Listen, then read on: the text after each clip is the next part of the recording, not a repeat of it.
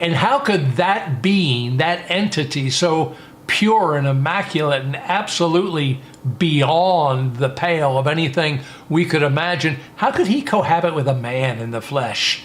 I mean, people are just like, we're greedy, we're selfish, we're arrogant, we have very limited intelligence.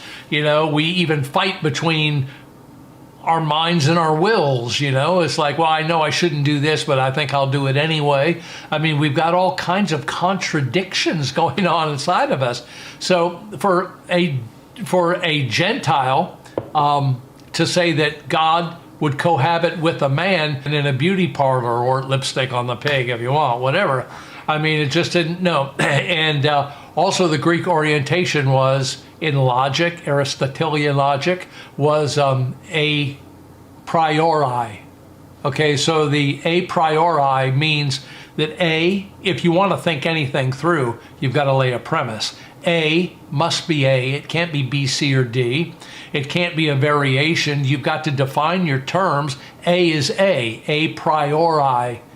A cannot be B, and A cannot be non-A. It's got to be what it is. And once we get the vocabulary straightened out, then we can go ahead and build concepts, and we can actually have a progressive logic chain. So through a priori, you can't have God inside of a man or a man inside of God, because the difference, I mean, they're not even close. They're not even close. So write that one off. Now, for the Jewish mind, monotheistic, Hear, O Israel, the Lord thy God is one.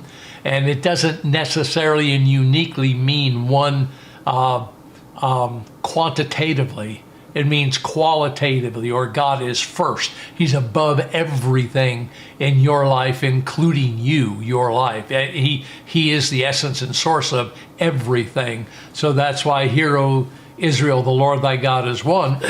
But it's not wrong to say that the Jewish culture is monotheistic.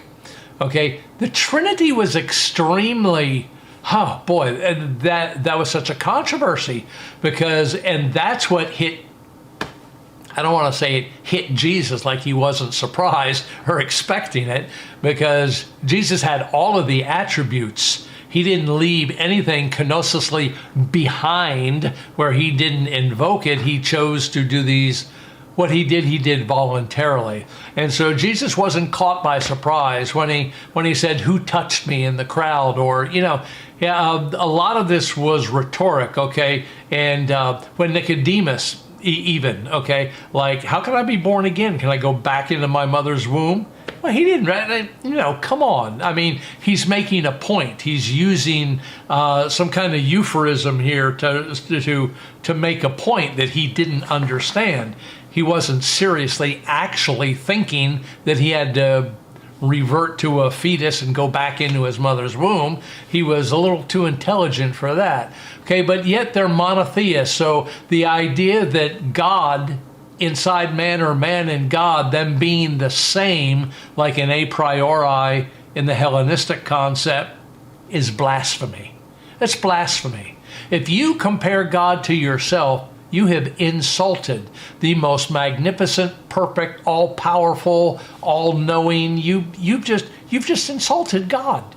Whoever God is, he's not you. He's not a human being, and you can't do that. So you've got very contradictory philosophies here. Read the book of Romans. If you read it, it sounds like Paul is writing to two audiences, because Paul is writing to two audiences. You have, let me think of his name. This comes with age. I know you can't remember people's name, but the emperor,